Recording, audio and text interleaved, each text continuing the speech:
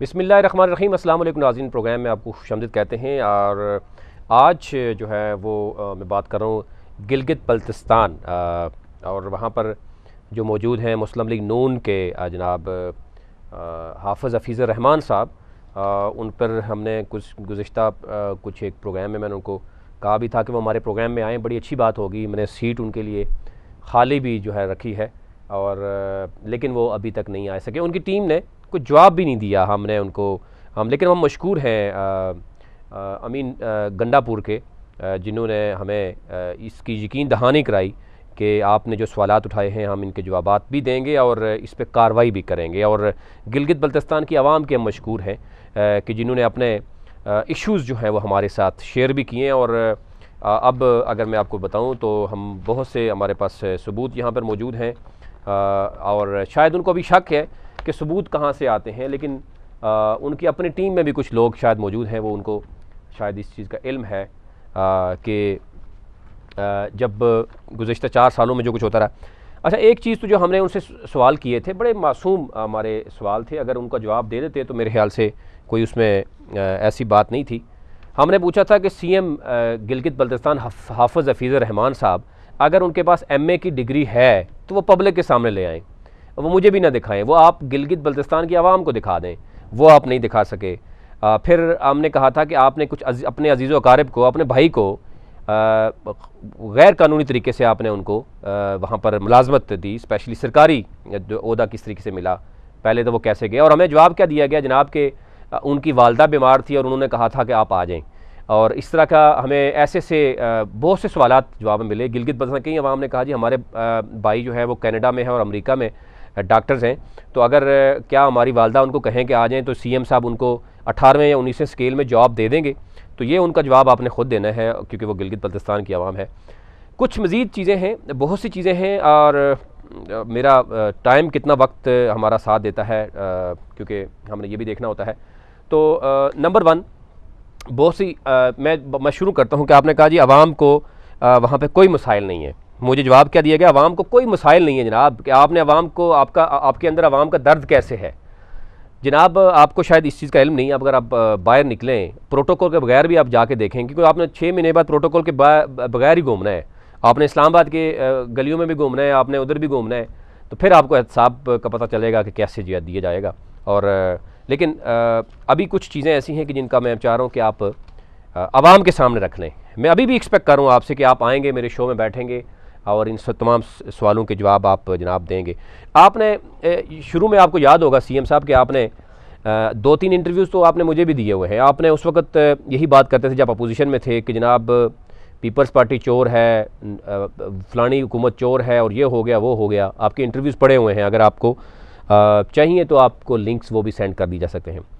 आपने गुज़श्ता 4 सालों 5 सालों में क्या किया? सरकारी स्कूलों का मयार और क्वालिटी एजुकेशन आपने कहा जी मैं इतना अच्छा कर दूंगा कि हमारे सियासतदान और हमारे जो ब्यूरोक्रेट्स हैं वो सरकारी स्कूलों में अपने बच्चों को तालीम देंगे। ये आपकी स्टेटमेंट्स मौजूद है। अगर आपको याद नहीं है तो मैं आपको वो वक्त भी और वो दिन भी बता दूंगा जिस दिन आपने ये आवाम के साथ वादा किया था, और आप वादे के पाबंद हैं, आप पूरे उतरते हैं। और अभी आपको पता है कि आपके जितने बच्चे हैं, सीएम के बच्चे APS में पढ़ते हैं, सेक्रेटरी सप्तैन के बच्चे जो हैं वो किस स्कूल में पढ़ते हैं, महंगा तरीन स्कूल है। ज़फ़र वकार ताज जो हैं वो सेक्रेटरी सर्विसेज हैं, उसके बच्चे प्राइवेट स्कूल में पढ़ते हैं। और इस तरह की बहुत सी लंबी लिस्ट है, मैं आपको वक्त आने पे मैं वो दिखाऊंगा। साफ़ पीने का पानी का अलग इशू है कि वो मैं आपको बताऊंगा कितने फिल्ट्रेशन प्लांट हैं, और एक भी फिल्टर प्लांट ऐसा नहीं है जिससे पानी पिया जा सके, जिसका पानी मयारी हो। उसकी रिपोर्ट्स भी आपसे शेयर करेंगे। मैं पहले स्कूल से जो बाहर बच्चे हैं मैं उनकी ज़रा दिखा दूँ कि सीएम ने कहा था कि मैं तो ऐसे लेवल पर ले जाऊँगा प्राइवेट गवर्नमेंट स्कूलों को कि मेरे अपने बच्चे भी और मेरे अजीज़ व अकारिब के बच्चे भी, मेरे मतलब सारी ब्यूरोक्रेसी के।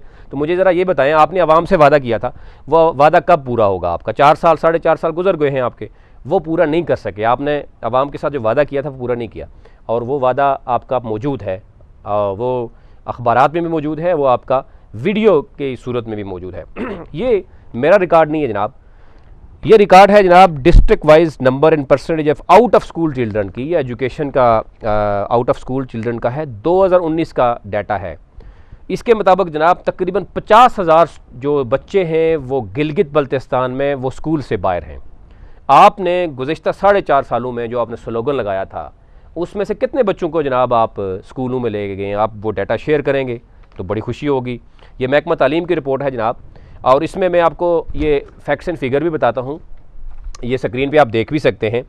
गिलगित सिटी में 3082 बच्चे जो हैं वो स्कूल से बाहर हैं, जिसमें 1333 बच्चियाँ हैं और 1749 बच्चे हैं जो स्कूल से बाहर हैं। फिर आप कहा जाए गिज़र में 3229 बच्चे हैं जो स्कूल से बाहर हैं, जिसमें 1454 बच्चियां हैं और 1775 जो है वो बच्चे हैं जो स्कूल से बाहर हैं। हुंज़ा में आल्दो के आपको पता है कि हुंज़ा जो है वो हुंज़ा में जो अवाम वहाँ के लोग हैं वो अपने बच्चों को पढ़ाते हैं, लेकिन उसके बावजूद आप कुछ नहीं कर सके। जो बच्चे आल्दो के 100 बच्चा है सिर्फ हुंज़ा में बाहर है, जिसमें 31 बच्चियाँ हैं और 70 बच्चे हैं, 101 बच्चा है जो स्कूल से बाहर है। नगर में इसकी तादाद जो है वो 491 है, जिसमें 247 जो हैं वो बॉयज़ हैं, 244 जो हैं वो गर्ल्स हैं। इसी तरीके से स्कर्दू में इसकी तादाद बहुत बड़ी है, 1599 यानी 1600 के करीब बच्चे हैं जो स्कूल से बाहर हैं, जिसमें 1025 जो हैं वो बच्चियां हैं और 574 जो है वो बच्चे हैं। इसी तरह घांचे में 1299 यानी 1300 बच्चे तकरीबन स्कूल से बाहर हैं, 792 बच्चियां बाहर हैं और 547 बच्चे जो हैं वो स्कूल से बाहर हैं। फिर शिगर में 754 बच्चे बाहर हैं, जिसमें 539 जो हैं वो बच्चियां हैं और 215 जो हैं वो लड़के जो है वो स्कूल से बाहर हैं जनाब। और इसी तरह अगर करें खारमंग में जो है वो 951 जो है बच्चे स्कूल से बाहर हैं, 482 जो है वो बच्चियां हैं और 469 बच्चे हैं। दियामर में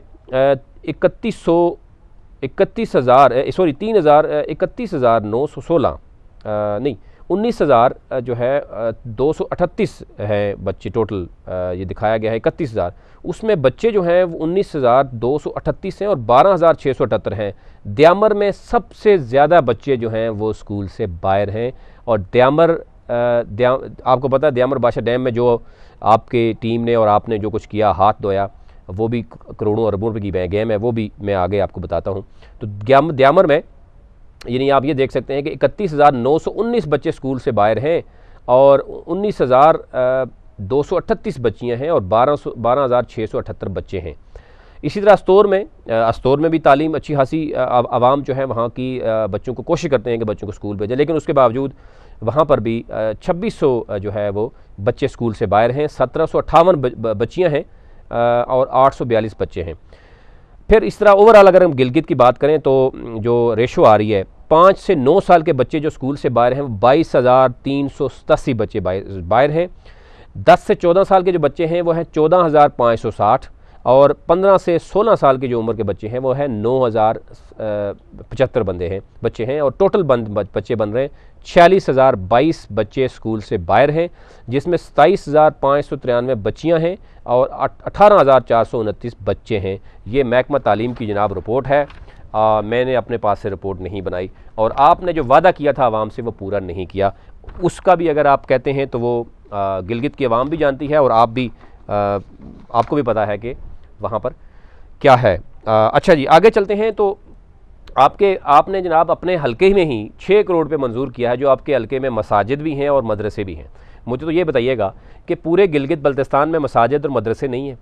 आपने ये जो एक सेलेक्टिव अपने हलके में काम किया है, और आपको ये भी पता है कि गिलगित बल्तिस्तान में मुख्तलिफ मकातब फ़िक्र के लोग हैं, मुख्तलिफ मज़ाहिब के लोग हैं, और आप अगर किसी एक मदरसे को या किसी एक मस्जिद को एक हलके में अगर पैसा देंगे तो इसका मतलब क्या होगा? क्या बाकी लोग आपसे डिमांड नहीं करेंगे? क्या बाकी लोग को महरूम रहने से उनके सवालात नहीं जन्म लेंगे? तो ये भी ज़रा आप जवाब देंगे। और दियामर जो बाशा डैम है उसके ऊपर मैं पूरे 1 घंटे का शो आपके सामने रखूँगा, उसमें क्या कुछ होता रहा है। पटवारी अहमद हुसैन जो हैं वो क्या करते रहे हैं और DC उस्मान वहाँ पर क्या कुछ करते रहे हैं, और जो 2 लोगों की लड़ाई भी हुई थी उसमें सरीना में बैठकर सुलह किसने करवाई थी, वो भी आपके होगा। और दियामर बाशा डैम की टोटल रिकबा कितना है ये भी देखना है, और उस रिकबे के अगेंस्ट जो है वो कितने लोगों को आपने जनाब वो नवाजने की कोशिश की है, और गैर आबाद ज़मीन को आबाद कैसे किया गया और करोड़ों रुपए की वहाँ बदनवानी कैसे की है। वो अलग से जो है वो एक पूरे घंटे का शो, क्योंकि उसकी बहुत सी चीज़ें जो हैं वो हमारे पास मौजूद हैं। इसके साथ साथ अगर मैं आपको बताऊं तो ये जितने भी आपने जनाब बिल पेश किए हैं उसमें सवाए वो बिल जो इम्प्लीमेंट वो बिल हुए हैं जिसमें आपकी तनख्वाहें बढ़ानी हो या आपके मराद हों, ये जो आपके मफाद के लिए ऐसे बिल पास हुए हैं उनको तो इम्प्लीमेंट कर दिया गया, लेकिन बहुत सी चीज़ें ऐसी हैं जो आपने इम्प्लीमेंट ही नहीं किया। उसको इम्प्लीमेंट करना था तो उसमें कोई वफाक आपके आड़े नहीं आ रहा था। बच्चों को अगर 50,000 बच्चे स्कूल से बाहर हैं तो उसमें वफाक ने आपको ये नहीं कहा कि जनाब आप बच्चों को स्कूल में न डालें, और वफाक ने आपको ये भी नहीं रोका होगा कि जनाब आपने अगर अवाम से वादा किया है कि आपके बच्चे और आपके जितना भी जनाब VIP क्लास जो आपके है वो उसको वो अपने प्राइवेट गवर्नमेंट स्कूलों में डालना चाहें बच्चे तो उनको रोका नहीं होगा। तो ये जितने बिल हैं ये अलग से है, मैं अलग से एक प्रोग्राम करूंगा क्योंकि इसमें बहुत सी चीज़ें ऐसी हैं जो बिल टोटल आपने पास किए, उसकी टोटल अटेंडेंस कितनी रही है, क्या पोजीशन रही है, उसके ऊपर हम बाद से बात करेंगे। अच्छा, अब आगे चलते हैं। जो चीज़ें हुई हैं, जो ऐसी चीज़ें भी रही हैं कि जो आवाम वहाँ की है उनकी आँखों से वो दूर भी हैं। आपको पता होगा पूरे गिलगित बल्तिस्तान में दारुल अमान कोई भी नहीं है, पूरे गिलगित बल्तिस्तान में कोई दारुल अमान नहीं है। और ज़ैनब ज़्यादती केस जब हुआ 13 साल की बच्ची और उसके फादर ने वहाँ पर सुइसाइड कर लिया। आप भी खादमे आला ही हैं, समझें आप अपने आप को पेश करते हैं कि मैं खादमे आला हूँ जीबी का, तो मुझे बताएं फिर उस बच्ची के फादर ने जो ख़ुदकशी की वो रिस्पॉन्सिबल कौन ठहरा?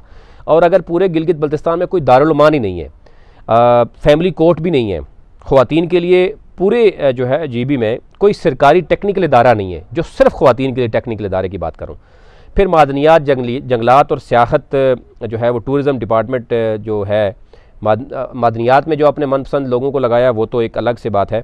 फिर सियाहत पर GB गवर्नमेंट को क्या रेवेन्यू मिलता है वो भी आप आवाम को बताना पसंद करेंगे कि वहाँ पर मतलब क्या होता रहा। लेकिन पूरे GB में पहले तो मुझे बताएं कि दारुल अमान क्यों नहीं है, और वहाँ पर ख़वातीन को अगर मसला हो, आपको याद होगा कि ज़ैनब ज़्यादती केस जब हुआ तो 13 साल बच्ची के साथ ज़्यादती हुई, तो दारुल अमान ना होने की वजह से जो वुमेन पुलिस स्टेशन है उसको एक हफ़्ते के लिए दारुल अमान का दर्जा दिया गया जनाब। और उस वक़्त तो आपके वज़रा भी और आप भी शायद ये बात कर रहे थे कि जनाब नहीं फ़ौरन बनाया जाएगा, उसके बाद नहीं हुआ।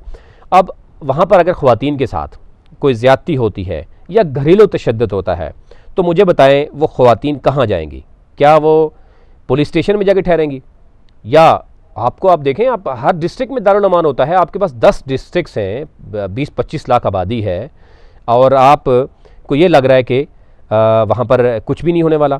फिर आपने देखा होगा कि ये जो ख़ुदकशी के कई ऐसे वाक़यात हुए हैं गिलगित बल्तिस्तान में, बच्चियों के स्पेशली, वो क्यों हुए हैं? उसकी वजह भी यही थी कि उनके पास कोई ऐसी जगह नहीं थी, स्टेट का कोई ऐसा इदारा नहीं था जहाँ पर बच्चियों को महफूज ठिकाना मिल सके। कई ऐसे मामलात होते हैं जहाँ बच्चियों को जाना पड़ता है, लेकिन आपके पास जनाब ऐसा नहीं है। ज़ैनब के वालिद ने जो आपको पता है कि RCC ब्रिज जो कोंदास है वहाँ से जनाब वो छलांग लगाई थी और ख़ुदकशी की थी। अब तक वो इंसाफ की तलाश में है। लेकिन अगर खादमे आला जो है वो, अगर ये आप बड़ी अच्छी बात होती कि आप कहते हैं कि सर मेरी वजह से जनाब उसने फांसी वो सज़ा काटी है, और आप अपने आप को आवाम के सामने रखते, आपने किसी बंदे को उसका ज़िम्मेदार ठहराया है कि उसकी बच्ची के साथ ज़्यादती होती है, उसके बाद वो ख़ुदकशी करता है। तो मुझे एक सवाल है, आप मुझे बता दें कि उसका ज़िम्मेदार कौन है? उस बंदे ने ख़ुदकशी की, इंसाफ मिला है इस चीज़ का? आप तो मेरिट की बात करते हैं, आप तो कहते हैं कि मेरे ख़िलाफ़ वैसे कोई लोग अवाम जो है वो बात करते हैं, तो आप बताइएगा क्या आपने किया वहाँ पर? GB में ज़रा सहाफ़ी हज़रात भी हैं, आप हेल्थ पर उनके लिए क्या काम हुआ? वहाँ पर सहाफ़ियों के लिए इंश्योरेंस भी होगी, तालीम भी होगी, फिर उनके लिए आपकी इन्फॉर्मेशन ने कोई ट्रेनिंग्स भी की होंगी, एथिक्स पे भी कोई प्रोग्राम किए होंगे, आपके इन्फॉर्मेशन के लोग इधर उधर घूमते रहें, वो भी हमने पूछा है कि बजट कितना था और कितने लोग बाहर घूमते रहे, वो किस उसमें जाते रहे। टूरिज़म के लिए आपने क्या कुछ कहा? टूरिज़म कितने सेंटर्स वहाँ पे बनाए जनाब? इन्फॉर्मेशन सेंटर आपने बनाए होंगे, आपने वो भी बताना है। इकबाल हसन जो है मिनिस्टर हैं प्लानिंग के, और क्या CM ये बताना पसंद करेंगे कि वो असम्बली क्यों नहीं आते, और क्या वो जो तनख्वाह ले रहे हैं वो भी हलाल की तनख्वाह है या हराम की तनख्वाह है? क्योंकि ज़ाहिर है आप तो कहते हैं जनाब कि आपके और आपके मिनिस्टर सारे जो हैं वो मेरिट पे काम करते हैं। फिर उसके बाद वहाँ पर जो ठेके, हमने पहले भी सवालात उठाए, आपने कहा कि नहीं ऐसा नहीं है। वहाँ पर गलियों में जो टफ़ टाइल्स के ठेके जनाब हैं, वो वीडियोज़ में आपको भेज रहा हूँ या देख सकते हैं, वो अपने मनपसंद लोगों को ठेके दिए गए। और वो नून लीग का रहनुमाई है जनाब शफीकुद्दीन, आप जानते ही हैं। खारी बसीन और इन जगहों पर जो लगी हैं टाइलें, अब अभी से वो ख़राब भी हो चुकी हैं। जो ठेका दिया गया अपने लोगों को, वो अभी से टाइलें ख़राब हो चुकी हैं, क्योंकि इससे पहले पूछने वाला कोई नहीं था। और सिवाय वहाँ पर गिलगित बल्तिस्तान में हुकूमत में आने के, एरर सिस्टम को देखते हुए पैसे बनाने के, इसके अलावा आप ये भी बताएंगे कि वहाँ पर ऐसी कोई बात नहीं है जनाब, आपने बहुत से काम किए। फिर सड़कों पर पहले मरम्मत के नाम पर आपने ठेके दे दिए, 6 करोड़ के वो ठेके थे। फिर गैर मेयारी काम हो रहा है, अभी पूरा उसको मेटल करने के लिए ठेके दिए गए। अब कुछ अरसे बाद ये कहा जा रहा है कि जनाब सीवरेज के लिए आपके पास फंडिंग आएगी, तो आप सब कुछ तोड़ मोड़ कर दोबारा से जनाब सीवरेज का काम शुरू हो जाएगा। पहले पैच मेकिंग के लिए आपने पैसे दे दिए, फिर मेटल करने के लिए, और फिर उसके बाद सीवरेज के लिए दोबारा सड़कें जो है वो तोड़ फोड़ होंगी, और फिर करोड़ों अरबों रुपये जनाब वहाँ पर लगाएंगे। बसीन मैन और शहीद मिलत रोड आपके सामने है, ये फुटेज आप देख भी सकते हैं वहाँ पर जनाब क्या हो रहा है। अच्छा, गिलगित में सीएम साहब, मैं समझता हूँ कि आपने फ़ौरन इस पर एक्शन लेना है, और मैं उम्मीद रखता हूँ कि आप एक्शन लेंगे। गिलगित की आवाम सर्दियों में आपको पता 20-20 घंटे लोड शेडिंग होती है, और गुज़िश्ता आपके चंद लोगों ने इसका जवाब भी दिया कि वफाक का सब्जेक्ट है। तो मुझे बताइएगा, गिलगित में सारे लोग जो हैं वो बराबरी के हुकूक रखते हैं ना, कोई वहाँ पर बरहमन और कोई शूदर तो नहीं है होगा ना। तो आप मुझे बताइएगा, वहाँ पर शाहजहान है, सुल्तान महमूद हैं, घर आपका सीएम का है, फिर एसपी वासल हैं, सबतैन हैं, 20-25 और नाम दे दूंगा, उनके पास स्पेशल मिशन जो ट्रांसमिशन क्यों लगी हुई है? उनकी लोड शेडिंग नहीं होती, बाकी आवाम जो है वो लोड शेडिंग को फेस करती है। उसकी क्या रीज़न है? ये आपने जो तबकाती निज़ाम वहाँ पे बना दिया है वो क्यों है?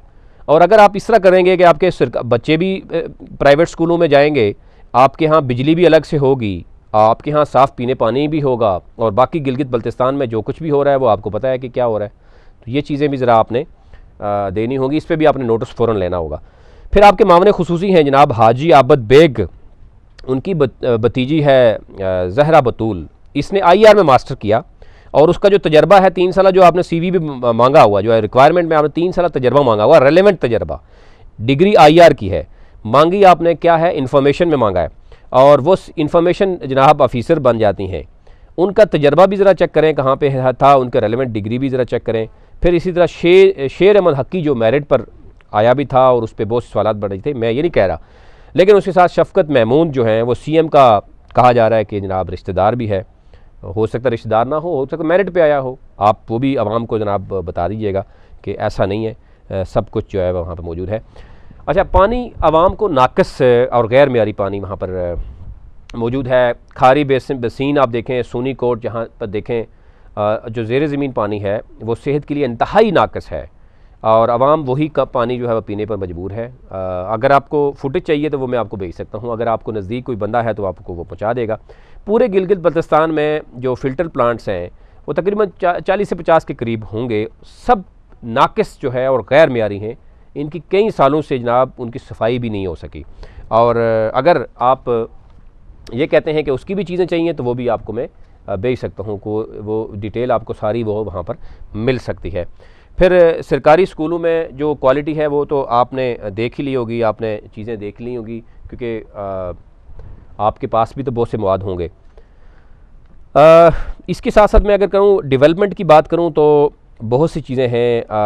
दियामर में ही आपको बात करूँ, 12 अरब के एक खतीर रकम दियामर की तामीर के लिए जनाब की थी, 5 साल प्रोजेक्ट, इसमें से 2 साल जो है वो उस्मान भी रहा वहाँ पर, वो कोऑर्डिनेटर भी रहा है, और वो 2 तनख्वाहें भी लेते रहे, वो DC भी रहे और कोऑर्डिनेटर भी रहे। फिर क्योंकि जर्मन की एक औरत ने ये पैसे दिए थे, और अभी 5 साल पूरे जो है वो अभी तक आपने 6 अरब उसमें लगाए हैं, बाकी पैसे भी नहीं लगे, और 2 अरब से ज़ायद वाटर चैनल जो था वहाँ पर लगाएं कुआंदास में, लेकिन अभी तक उसका आवाम को कोई फ़ायदा नहीं हो रहा। आप ख़ुद सोच सकते हैं कि आपकी यही तो आपकी एक मेरिट है, यही आपकी ये आप टैलेंटेड हैं लोग आप सारे, कि एक कंपनी आपको पैसा देती है, और अभी अगर आप उससे फ़ायदा हो रहा है तो आप मुझे बता दें कि क्या फ़ायदा हो रहा है, और 5 सालों में अगर कोई फ़ायदा हो रहा है अभी भी एक प्रोजेक्ट जो 4-5 साल पहले लगता है उससे आवाम को क्या फ़ायदा हो रहा है। अरबों रुपये लगा दिए गए लेकिन आवाम को फ़ायदा ही नहीं हो रहा अभी तक कुछ भी। फिर उसके बाद वहाँ पर बहुत से लोग रहे हैं, क्योंकि दियामर के हवाले से अलग से हम एक शो करेंगे क्योंकि उसमें बहुत सी चीज़ें हैं। उस्मान जब डीसी था वहाँ पर जिलास में, उस वक़्त कैसर नईम जनाब वो थे, और फिर उनका आपस में क्या मामला हुआ आपको पता होगा। और फिर ये भी कहा गया कि जनाब ये चीज़ें सामने आएंगी, लेकिन वो एक खुफिया उनकी मुलाकात भी थी, उसमें जो उस वक्त सप्तेन साहब थे उन्होंने बड़ा अहम रोल प्ले किया था। तो देखना यह है कि वो उसको किस तरफ जो है वो देखेंगे। वापडा जो है दियामर में उसका बड़ा अहम रोल रहा है, और लोगों की ज़मीनें जो है वो थोड़ी होती थी, उनको ज़्यादा शो किया जाता था। ये एक पूरा मैकेनिज़्म था, इसमें एक पूरा गैंग था दियामर बाशा डैम में, आपको पता ही है उसमें क्या कुछ होता रहा है, और अहमद हुसैन वहाँ पर क्या कुछ करते रहे। अभी तक जो कमेटियाँ जो दियामर बाशा डैम में बनी हैं, आपको पता है कि कुछ लोग चाहते हैं कि 2007 के मुताबिक जो है वो उस पर अमली जो हिकमत अमली उसके मुताबिक होनी चाहिए, उस पर अमल दरामद होना चाहिए। कुछ लोग 2010 के मुताबिक कह रहे हैं। अब अगर वहाँ पर बात करें तो जो थग डैम कमेटी है, ज़ियाउल्लाह थगवी थानवी शायद हैं उनको, वो उसको देख रहे हैं।